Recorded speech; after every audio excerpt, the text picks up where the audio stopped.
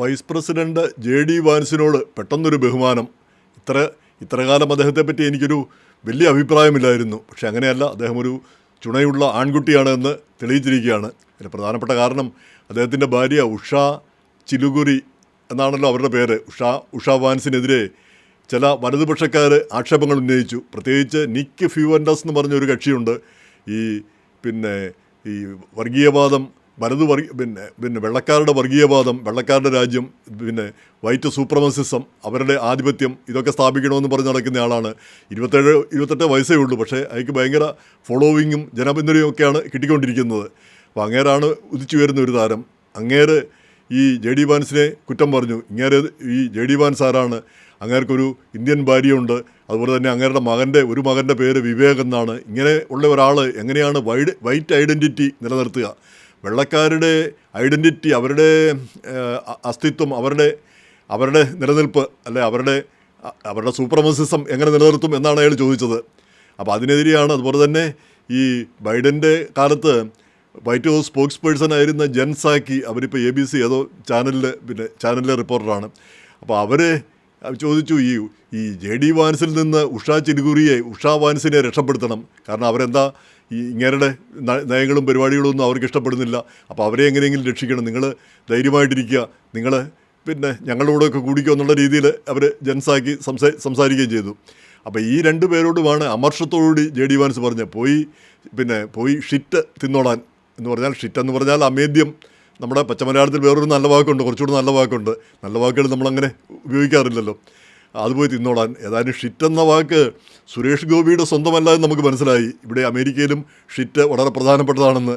പോയി eat the shit എന്ന് പറഞ്ഞിരിക്കുന്നു.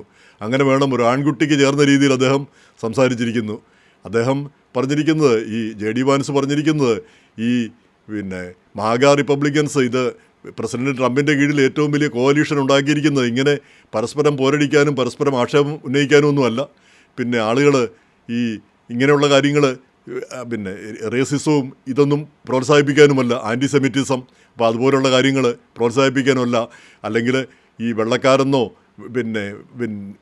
കറുത്തവരെന്നോ ഇന്ത്യക്കാരെന്നോ രീതിയിൽ ഭിന്നത ഉണ്ടാക്കാനോ അവരെ അതിലെ പേരിൽ ആക്ഷേപങ്ങൾ ഉന്നയിക്കാനോ ആ രീതിയിലല്ല കാര്യങ്ങൾ പോകുന്നതും എന്നാണ് അദ്ദേഹം പറഞ്ഞത്. ശക്തമായിട്ട് പറഞ്ഞു വെച്ചിരിക്കുന്നത്. എന്തായാലും ഈ JD വാൻസ് ഇത്ര ധൈര്യപൂർവ്വം ഭാര്യയെ ഡിഫെൻഡ് ചെയ്തു എന്ന് പറയുന്നത് ആഹ്ലാദകരം തന്നെ. നേരത്തെ അദ്ദേഹം പറഞ്ഞിരുന്നു, അദ്ദേഹം ഭാര്യ ക്രിസ്ത്യാനി ആയാൽ കൊള്ളാം, ഹിന്ദുവായ ഭാര്യ ക്രിസ്ത്യാനി ആയാൽ കൊള്ളാം, അതിനുവേണ്ടി ഞാൻ ആഗ്രഹിക്കുന്നു, ദൈവം ഒരു വഴി കാണിച്ചു കൊടുക്കട്ടെ എന്ന് കരുതി അവർ ഹിന്ദുമതത്തിൽ തന്നെ തുടരുന്നതിന് വിരോധവുമില്ല. കാരണം അതൊക്കെ അവരുടെ ഇഷ്ടമാണ്, അവരാണ് തീരുമാനിക്കേണ്ടത്, തനിക്ക് യാതൊരു നിർബന്ധവും ഇല്ല എന്നാണ് അദ്ദേഹം പറഞ്ഞത്. പിന്നീട് അദ്ദേഹം ഒരു പ്രസംഗത്തിൽ പറയുകയുണ്ടായി, അമേരിക്ക എന്നും ഒരു ക്രിസ്ത്യൻ രാജ്യമായിട്ട് ക്രിസ്തീയ അധികാരത്തോടി ക്രിസ്തീയ ആധിപത്യത്തോടി നിൽക്കും, ഭൂരിപക്ഷത്തോടി നിൽക്കും എന്ന് പറഞ്ഞു. അപ്പോൾ ആരോ ചോദിക്കുകയും ചെയ്തു, നിങ്ങളുടെ ഭാര്യ എന്താണ്, നിങ്ങളുടെ ഭാര്യ ഹിന്ദു അല്ലേ എന്ന് ചോദിക്കുകയുണ്ടായി. എന്തായാലും ഇതിനിടയിലാണ് അദ്ദേഹം ശക്തമായിട്ട് ഈ ആൻറ്റിസെമിറ്റിസം, അതുപോലെ തന്നെ ഇങ്ങനെയുള്ള റേസിസം, ഇങ്ങനെയുള്ള കാര്യങ്ങൾക്കെതിരെ ശക്തമായിട്ട് പ്രതികരിച്ചത്. എന്തായാലും ഈ വാൻസിൻ്റെ ഭാര്യയെ ഡിഫെൻഡ് ചെയ്തുകൊണ്ടുള്ള ആ ശക്തമായ പ്രസ്താവന കണ്ടപ്പം ഞാൻ ഓർത്തത്, നമ്മുടെ ഒരു സിനിമയുടെ ഉണ്ടല്ലോ, നമുക്ക് പാർക്കാൻ മുന്തിരിത്തോപ്പുകൾ, അതിലെ ഒരു ലാസ്റ്റ് രംഗമാണ്. അതിൽ മോഹൻലാലാണ് നായകൻ. അദ്ദേഹം എന്തോ നല്ല കുടുംബത്തിലെ വ്യക്തി, ബാംഗ്ലൂർ ആ ഭാഗത്ത് താമസിക്കുന്നു, മുന്തിരിത്തോപ്പുകളൊക്കെ ഉള്ള വലിയ കുടുംബത്തിലെ ഒരാൾ. അപ്പോൾ അയാൾ അടുത്ത വീട്ടിലെ ഒരു നേഴ്സിൻ്റെ മകള്, സാധാരണക്കാരിയായ മകള്, സാധാരണക്കാരുടെ കുടുംബം. അപ്പോൾ അവൾക്ക് രണ്ടാനച്ഛനാണുള്ളത്. അപ്പോൾ അവളുമായിട്ട് ലോഹിത്തിലാവുന്നു. അതിനുശേഷം അപ്പോൾ ഇതറിഞ്ഞ രണ്ടാനച്ഛൻ ആ പെൺകുട്ടിയെ, ശാരി എന്തോ പേര് ഞാൻ ജസ്റ്റ് മറന്നുപോയി, ഉപദ്രവിക്കുന്നു. ശാരീരികമായിട്ട് ഉപദ്രവിക്കുന്നു, ബലാത്സംഗം ചെയ്യുമോ എന്തോ ചെയ്തിരിക്കുന്നു. അതറിഞ്ഞതോടുകൂടി ഇവരുടെ മോഹൻലാലിൻ്റെ അമ്മ കവിയൂർ പൊന്നമ്മയാണ് അഭിനയിക്കുന്നത്. അവർ ഇതെന്താ ഓടയിൽ കിടക്കുന്ന കുടുംബമോ, ഇത്ര വൃത്തികെട്ട കുടുംബം, ഇങ്ങനെയുള്ള ആളുകളാണോ എന്ന് പറഞ്ഞ് വിവാഹബന്ധം ഇവർ മോഹൻലാലുമായിട്ടുള്ള വിവാഹം ആലോചിച്ചിരുന്നതാണ്. അത് ഒഴിപ്പിക്കളയാനായിട്ട് അവരാഗ്രഹിക്കുന്നു. പക്ഷേ മോഹൻലാൽ രാത്രി ചെന്നിട്ട് ഈ രണ്ടാനച്ഛനെ അടിച്ച് ശരിപ്പെടുത്തി ആ പെണ്ണിനെയും കൊണ്ട് പറന്നു പോവുകയാണ് ചെയ്തത്. അപ്പോൾ വളരെ അഭിമാനത്തോടുകൂടി അതിൻ്റെ ആ രംഗം വളരെ അഭിമാനകരമായിട്ട് ഒരു പൗരുഷത്തിൻ്റെ ഒരു ഉജ്ജ്വല പ്രതീകമായിട്ട് ആ കാലത്തൊക്കെ പലരും വാഴ്ത്തുകയുണ്ടായി. അപ്പോൾ എന്ന് പറഞ്ഞ പോലെ ആ ഭാര്യയെ അല്ലെങ്കിൽ ആ സ്നേഹിക്കുന്ന പെണ്ണിനോടുള്ള ആ പ്രതിബദ്ധത അതിശക്തമായിട്ട് കാണിച്ചു എന്നുള്ളതാണ് JD വാൻസ് ചെയ്തിരിക്കുന്നത്. അത് കൊള്ളാം, ഒരു ആൺകുട്ടിയാണെങ്കിൽ ഇങ്ങനെ തന്നെ വേണം, അല്ലാതെ ഭാര്യയെ വല്ലവരും അതും ഇതൊക്കെ പറയുന്നത് കേട്ടിട്ട് പിന്നെ അതിനെ ചിരിച്ചു തള്ളാനോ അല്ലെങ്കിൽ ആ രീതിയിൽ പറയാനോ അല്ല, അതിശക്തമായിട്ട് തന്നെ പ്രതികരിക്കാനായിട്ട് അദ്ദേഹത്തിന് കഴിഞ്ഞു. അതിൻ്റെ കൂടെ ഇപ്പോൾ ഉയർന്നു വരുന്ന ഈ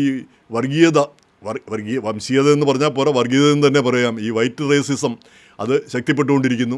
അതിനെതിരെയും അദ്ദേഹം ശക്തമായിട്ട് പ്രതികരിച്ചിട്ടുണ്ട്. ആൻറ്റിസെമിറ്റിസം, പിന്നെ അതുപോലെ തന്നെ ഈ പിന്നെ ഓരോരുത്തരുടെ ഈ പിന്നെ റേസ് നോക്കി കാര്യങ്ങൾ തീരുമാനിക്കുക, ഇതൊന്നും ശരിയല്ല, ഇതൊന്നും അല്ല മാഗാ റിപ്പബ്ലിക്കൻസ് ചെയ്യേണ്ടത്, അത് മാഗാ റിപ്പബ്ലിക്കൻസിൻ്റെ പരിപാടിയല്ല, ഈ ഭിന്നത ഉണ്ടാക്കുന്ന കാര്യമാണ് എന്നാണ് അദ്ദേഹം പറഞ്ഞിരിക്കുന്നത്. ഇതിൻ്റെ കൂടെ തന്നെ നമ്മുടെ ഈ ഒഹായോ ഗവർണർ സ്ഥാനത്തേക്ക് മത്സരിക്കുന്ന വിവേക് രാമസ്വാമിയും ശക്തമായിട്ട് രംഗത്ത് വന്നു. ഈ ഉഷാ വാൻസിനെതിരെയൊക്കെ ആരൊക്കെ എന്തോ പറഞ്ഞതിന് അവരെന്താ ജീറ്റ് എന്ന് പറഞ്ഞു. എന്താണ് എന്ന് ഞാൻ ഡിക്ഷണറി നോക്കിയിട്ട് എനിക്കതങ്ങ് ശരിക്കും മനസ്സിലായില്ല. പിന്നെ ഗൂഗിളിൽ ഒന്ന് സെർച്ച് ചെയ്തിട്ടും ശരിക്കും മനസ്സിലായില്ല. നമുക്ക് ജീത്ത് എന്ന് പറഞ്ഞാൽ പിന്നെ വിക്ടറി എന്നുള്ള അർത്ഥത്തിലാണ് നമ്മൾ ഇന്ത്യക്കാർ ഉപയോഗിക്കുന്നത്. ഇവിടെ പിന്നെ വേറെ എന്താ സ്ലാങ് എന്ന് ശരിക്കും മനസ്സിലായില്ല. എന്തായാലും അങ്ങനെയൊക്കെ പറയുന്നത് പിന്നെ അത് ഏറ്റവും ഹീനമാണെന്നാണ് വിവേക് രാമസ്വാമി പറഞ്ഞത്. അതുപോലെ തന്നെ ഈ ഹിറ്റ്ലറെ പിന്നെ നിക്കി ഫ്യൂവൻഡസ് എന്ന് പറഞ്ഞ ഈ കക്ഷി ഹിറ്റ്ലറെയും മറ്റും പുകഴ്ത്തുന്നു. പിന്നെ അങ്ങനെയുള്ള ഒരാൾക്ക് ഈ കൺസർവേറ്റീവ് മൂവ്മെൻറ്റിൽ സ്ഥാനമില്ല എന്നാണ് അദ്ദേഹം വ്യക്തമായിട്ട് പറഞ്ഞത്. അതുപോലെ തന്നെ അദ്ദേഹം വേറെ രണ്ട് കാര്യങ്ങളോട് പറഞ്ഞു. ഈ അമേരിക്കക്കാർ ഹെറിറ്റേജ് അമേരിക്കൻ, ഈ പഴയകാല അമേരിക്കൻസ് അവർക്ക് മുൻഗണനയും പുതിയകാല അമേരിക്കൻസിന് പിന്നെ അവഗണന, പിന്നെ അവർക്ക് ആ നിലവാരമില്ലാത്ത രീതിയിൽ കണക്കാക്കുന്ന അങ്ങനെ ഒരു പരിപാടിയില്ല. മുൻകാല അമേരിക്കനും പിൻകാല അമേരിക്കനും ഇല്ല, അമേരിക്കൻ മാത്രമേ ഉള്ളൂ. നിങ്ങൾ പണ്ട് ഈ പിന്നെ അമേരിക്കൻ സ്വാതന്ത്ര്യ സമരകാലം മുതലുള്ള പിന്നെ പൗരനായാലും ഇപ്പോഴത്തെ പൗരനായാലും ആ പൗരൻ ഒരൊറ്റ പൗരനേ ഉള്ളൂ, അമേരിക്കൻ പൗരനേ ഉള്ളൂ. അല്ലാതെ ഈ പഴയ കാലത്തുണ്ടായിരുന്നുകൊണ്ട് പ്രാധാന്യമൊന്നും പിന്നെ കൂടുതലായിട്ട് കിട്ടുന്നില്ല എന്നാണ് അദ്ദേഹം കൃത്യമായിട്ട് പറഞ്ഞത്. അതുപോലെ തന്നെ അദ്ദേഹം പറഞ്ഞത് പിന്നെ ഈ പഴയ കാലത്തുള്ളവർ മോർ അമേരിക്കൻ, അവർ കുറച്ചുകൂടെ സ്ട്രോങ് അമേരിക്കൻ പിന്നെ എന്ന് വരുന്നില്ല എന്ന് അദ്ദേഹം സമർത്ഥിക്കുകയാണ് ചെയ്യുന്നത്. അദ്ദേഹം പറയുന്നത് പിന്നെ അങ്ങനെ പറയുകയാണെങ്കിൽ ബൈഡൻ ഈസ് മോർ അമേരിക്കൻ പിന്നെ ഈ പ്രസിഡന്റ് ട്രംപിനേക്കാൾ. കാരണം പ്രസിഡന്റ് ട്രംപിൻ്റെ അമ്മ പിന്നെ ഇമിഗ്രൻ്റാണ്. അപ്പം പിന്നെ ബൈഡനാണ് മോർ അമേരിക്കൻ. അല്ലെങ്കിൽ പിന്നെ ഈ പിന്നെ Bernie Sanders, senator Elizabeth Warren is more American than secretary of state Marco Rubio. കാരണം മാർക്കോ റൂബിയോയുടെ പിന്നെ മാതാപിതാക്കൾ പിന്നെ ക്യൂബയിൽ നിന്ന് വന്നവരാണ്. അപ്പോൾ അങ്ങനെ പറയുന്നതിൽ അർത്ഥമില്ല. എല്ലാ അമേരിക്കൻസും ഒരൊറ്റ അമേരിക്കനേ ഉള്ളൂ. ഇങ്ങനെ ഈ ഭിന്നത ഉണ്ടാക്കുന്നതും ഇങ്ങനെ പറയുന്നതും പിന്നെ ഒട്ടും ശരിയല്ല. ഇത് പിന്നെ ഒരു കാരണവശാലും അനുവദിക്കാൻ പറ്റുന്ന കാര്യമല്ല എന്ന് അദ്ദേഹം കൃത്യമായിട്ട് പറയുകയുണ്ടായി. എന്തായാലും ഇങ്ങനെ ഈ പിന്നെ ഈ ശക്തിപ്പെട്ടു വരുന്ന ആ വംശീയത, ആ വർഗീയതയ്ക്കെതിരെ ആളുകൾ സംസാരിക്കാൻ തുടങ്ങി എന്നുള്ളതാണ് ഏറ്റവും വലിയൊരു കാര്യം. അപ്പം ഈ വൈസ് പ്രസിഡന്റ് ഒക്കെ പറയുമ്പോൾ അതിന് ശക്തി കൂടുന്നുണ്ട്. പിന്നെ രാമസ്വാമിയാണേലും നാഷണലി അറിയപ്പെടുന്ന നേതാവാണ്. അദ്ദേഹവും അതിനെതിരെ ശക്തമായിട്ട് രംഗത്ത് വന്നിരിക്കുന്നത്. ഈ നിക്കി ഫ്യൂവൻഡസ് എന്നൊക്കെ പറഞ്ഞ് ചെറിയ പിള്ളേർ 27 വയസ്സൊക്കെ ഉള്ളവനാണ്. ഈ വംശീയതയും വർഗീയതയും ഒക്കെ പറയുന്നത് അതിന് വലിയ സ്വീകാര്യത പെട്ടെന്ന് കിട്ടും എവിടെയാണെങ്കിലും ഈ ഇതൊക്കെ പറഞ്ഞു കഴിഞ്ഞാൽ. അപ്പോൾ അതുണ്ടാകുമ്പം ആ സമൂഹത്തിന് ഭിന്നത ഉണ്ടാകുന്നു, ഒരു വിഭാഗം ആളുകളെ അന്യവൽക്കരിക്കപ്പെടുന്നു, അവർ ഭീതിയിലാവുന്നു, അങ്ങനെയുള്ള അവസ്ഥ വരും. അപ്പോൾ അതിനെതിരെയാണ് ഇവരൊക്കെ ശക്തമായിട്ട് വന്നിരിക്കുന്നത്. അതേസമയം തന്നെ നമ്മൾ ചിന്തിക്കേണ്ട ചില കാര്യങ്ങളുണ്ട്.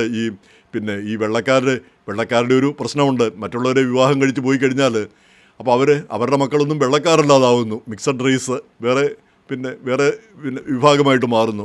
അപ്പോൾ നമ്മൾ ഒന്ന് ആലോചിച്ച് നോക്കുക, നമ്മളുടെ റേസിസത്തെ പറ്റി ഒന്ന് ചിന്തിച്ച് നോക്കുക. ഈ ബംഗാളികളെല്ലാം വന്ന് മലയാളി പെണ്ണുങ്ങളെയൊക്കെ കല്യാണം കഴിച്ച് കേരളത്തിലങ്ങ് സ്ഥിരതാമസമാക്കിയാലോ നമ്മൾ ഇഷ്ടപ്പെടുമോ? ഇന്ത്യക്കാർ മലയാളികൾ ഇഷ്ടപ്പെടുമോ? എത്ര പേർക്ക് ഇഷ്ടപ്പെടാൻ ആഗ്രഹിക്കുന്നുണ്ട്, ഇഷ്ടപ്പെടാൻ കഴിയും? അപ്പോൾ ചുരുക്കി പറഞ്ഞാൽ ഈ വംശീയതയും വർഗീയതയും നമ്മുടെ മനസ്സിലുമുണ്ട്. പിന്നെ ഇവിടെ വെള്ളക്കാരൊക്കെ അത് പുറത്തെടുക്കുമ്പോൾ നമുക്ക് അലോസരമുണ്ടാകുന്നു, നമുക്ക് അസ്വസ്ഥതയുണ്ടാകുന്നു.